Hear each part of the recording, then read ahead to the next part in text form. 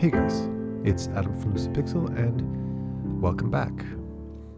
Now today I want to talk about something that has the potential to rattle a few cages if I wasn't careful about it and named names or shared personal opinions about things. So, not being stupid, I won't do that. I'll instead speak very generally, and I'm going to let you have your own opinion about it. Your own opinion about how much of it you are a part of, how much of it you contribute to, and how much of it you're exposed to indirectly. And what this is communities, different artistic communities all over the internet. When I first started in the artistic industry, there was no online community. That didn't really exist. The communities that I was a part of were studios or schools, my peers in school, my classmates, or the people that I worked with. And depending on the studio, depending on the leadership, depending on the energy of this particular place and how people were treated, you could experience very different types of treatment, different types of attitudes towards one another. Some studios, for instance, were incredibly inclusive, easygoing, friendly. They were very community oriented, where everybody was welcome, everybody was treated with respect. There was no such thing as a stupid question, so to speak. And other ones where when I walked in the door, within 48 hours, I was feeling suffocated. I was feeling suffocated by being treated like every single time I had a question to ask, I was answered as if I should have known these things and I was too stupid, or that I was annoying people because they were busy and they didn't have time for me. And this had a very direct impact, not only on that particular job, but I could say with confidence it had an impact on my feelings and my attitude, at the time at least, towards my career in general.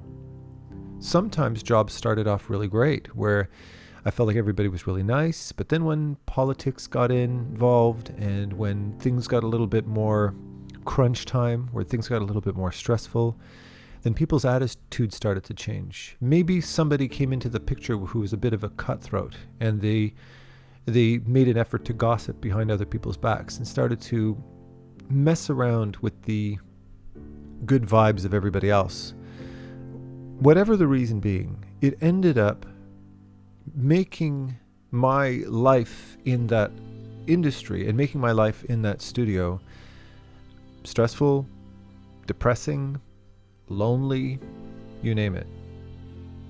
Now, since then, we have moved a lot of that community and expanded that community hugely by moving things online, where now there are multiple different communities all over the internet in comic book art, fantasy illustration, realism, surrealism, abstract, impressionism, traditional painting, digital painting, concept art for films and games, gallery work, so on and so forth.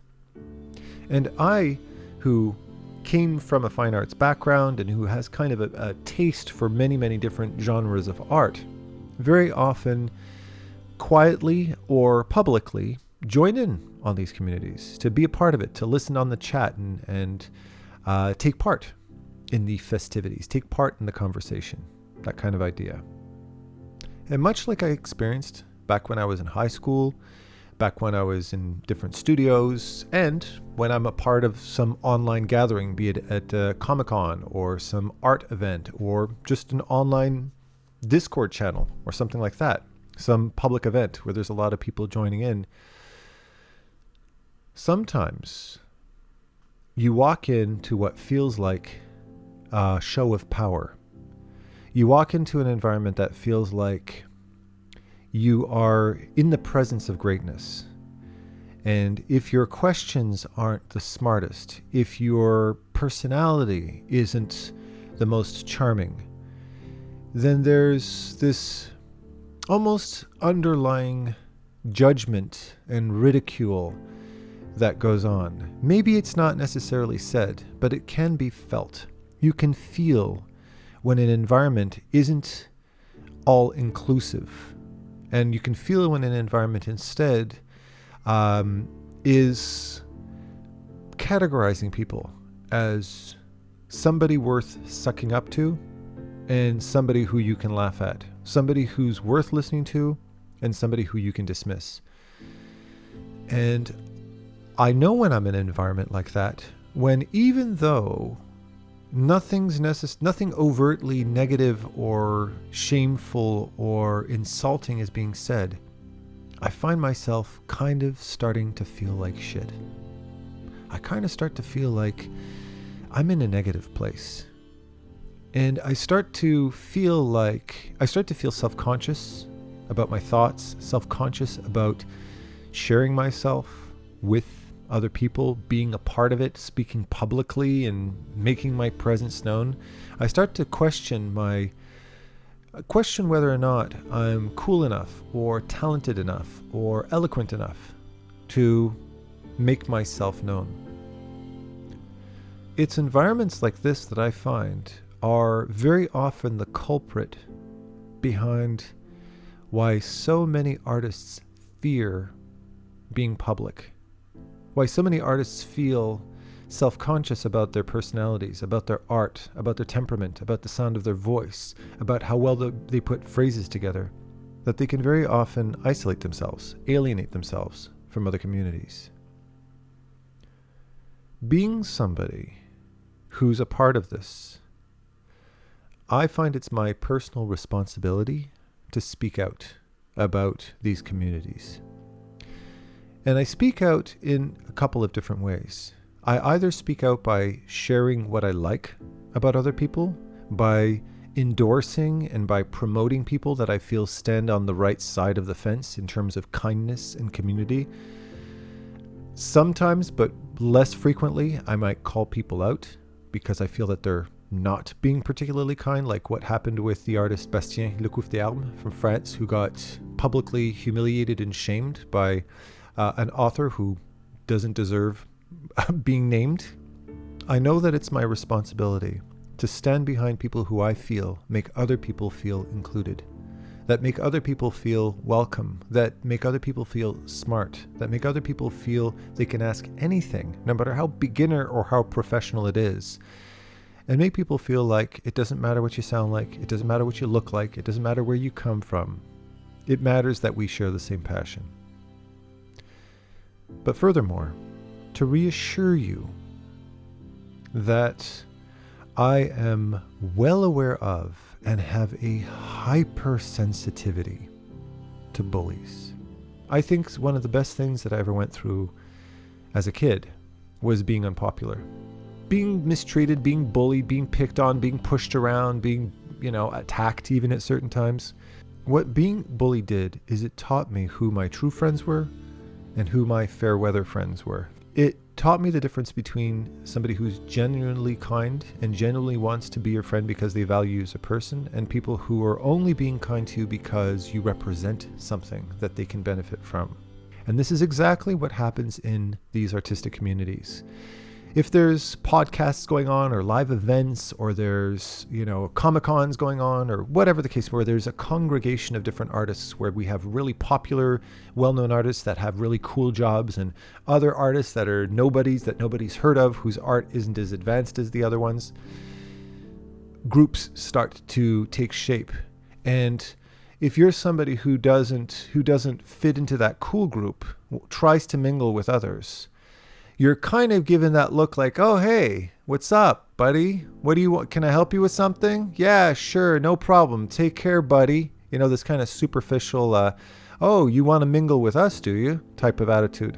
Due to the fact that I'm very sensitive to this type of attitude, whether it be online, in audio format, or whether it being in real life, because I saw both sides of the fence, and because right now I'm somebody who does have a YouTube channel who's picking up and somebody who is listened to, I want to make it painfully clear that those types of groups are very toxic. That the moment that somebody gets even a shred of notoriety, they use that as a tool to step on your head or a tool to dismiss you. And furthermore, when some popular, well-known artist does walk into the mix And those same people who treated you like shit all of a sudden become complete kiss asses to the other person. Realize that when people behave that way, they're in fact being weak. They're being selfish. They're being people that only have a finite amount of kindness in them, and they reserve that for people who they feel can benefit their career. It's a very shallow and very superficial and very finite attitude. And understand that if you find yourself in any community of people and feel alienated, if being in their presence makes you feel really stupid or makes you feel afraid to open up, then that is in and of itself a very strong indication that it's not you that's the problem, it's the community that's the problem. And I can't stress enough that if you walk into this type of community and the person at the helm, the person holding the mic, the one hosting the show, the person whose channel you're visiting, arguably an incredibly talented and successful person, if they at the helm act like douchebags, then guaranteed you're going to see an entire list of people right under them that are also behaving exactly the same way. Which in a sense kind of exposes the head of the event. It exposes the douchebag. Because if everybody, you can tell that everybody else who's acting like that jerk and they're being jerks just like that jerk, if they're all doing the same thing, what does that make them? Well, it makes them followers, doesn't it? The fact that that person is acting like a jerk is because they're acting like every other jerk they've ever met. They didn't have the integrity, they don't have the strength to be able to break a pattern. So they just act like jerks just like everybody else. Well, when I was at the studio, everybody acted like this, and this is how the big boys act, so I'm going to act like a big boy and treat everybody else like shit. And the cycle continues indefinitely. And what I'm here to tell you today is I have met a plethora of absolutely amazing people. I have met artists and I have spoken to artists online and in person who are some of the kindest, most humble, friendly, amazing examples of humanity that I've ever met in my life. One, for instance, I remember reaching out to somebody who you could say is arguably probably one of the most celebrated artists on the planet today. Yes, there's documentaries about him. He's an Academy Award-winning artist, okay? Not in a million years expecting to hear back from the guy. I mean, not necessarily because he's a jerk, but just because he's busy, I imagine, right? Well, he replied within 15 minutes of me reaching out to him with a 4 to 5 paragraph reply that was full of kindness and helpfulness. He went out of his way. He got up from his desk and he went to talk to some of his colleagues to find out if there was anything going on. This is a guy who is under absolutely no obligation to be kind to me. He doesn't know me. Like I said, he does not know me from a hole in the wall. I'm just a random person who reached out to him. And he replied that way. I remember approaching Bobby Chiu. I was at a schoolism event. And I approached Bobby Chiu to personally thank him for being such a brave soul and by being a trendsetter. You know, he was the one who advocated for working independently and not having to relocate yourself across the planet. And, you know, he's just somebody who's always shared kindness. He's always been on the right side of humanity and the right side of inclusiveness, and his schoolism workshops are a testament to that. And you never walk into a schoolism workshop feeling like you're mingling with the gods. You walk into a schoolism workshop and you feel like you're part of the family. I've been to 2 of them. They were hosted at the school that I taught at twice. And both times I could not rush home fast enough to draw. I was so overwhelmed with inspiration, and not only that, but I was in the company of such a kind community of people. Everybody who was a part of it, Steven Silver and Carla Ortiz and you name it, the whole gang, Nathan Fowkes, the whole gang of them were just amazingly kind-hearted, open. Their smiles were genuine. You never felt stupid for asking any questions.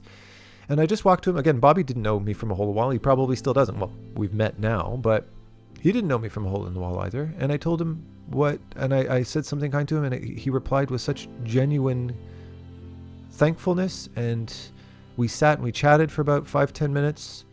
And I thought, wow, what a guy. And I already loved the guy before then. I'd been following him for years, and I just felt so good. And it was that good vibe, that good energy, that positivity, that inclusiveness made the whole experience of learning that much better. It made me that much more excited to be a part of the community, to grow, to learn, to practice. Here I am, years later, still remembering that kindness from him. And these are only a few of the many artists out there that are truly, genuinely great people that contribute such kind things, such wonderful things, and make people feel empowered, make people feel strong, make people feel smart, make people feel talented. And it's through that personal connection that they inspire. It's through that connection that they contribute genuine, substantial things to other people's careers. Clint Cearley, there's another one. Tyler Edlin, there's another one. I did a podcast with Clint Cearley. Just an incredibly kind person who went out of his way on my channel to make me feel comfortable. You can tell by how he would play off of my rhythm to help me feel like my rhythm wasn't all crappy. People like that deserve to grow. People like that should be the ones truly leading the charge in our community. But when you get gossipy, elitist jerk-offs that make you feel stupid, that pick you apart for your flaws, that makes fun of the sound of your voice, you don't have to be a part of that. You don't have to mingle with people like that. Just because they're good at art doesn't mean that you have to subject yourself to any kind of ridicule or abuse or alienation. You don't have to subject yourself to any of that, because there are so many more artists out there that are incredibly kind and inclusive. So you pick the community that suits you. Don't feel like you have to subject yourself to the communities that don't suit you. The best way to judge if you're in the right place is, how do you feel? If you hang out with them for 5-10 minutes, if you start to feel alienated, if you start to feel self-conscious, if you start to feel like, oh, I don't know what they're going to say to me if I jump online or if I pick up the mic. If you feel that way, it's because your intuition is serving you well. Trust your gut and move on, and find a community that makes you feel good. You handpick your community. Don't force yourself to be a part of one that doesn't suit you, because you deserve better. All right? So with that said, as always, I love you all with all my heart, and happy painting. Take care.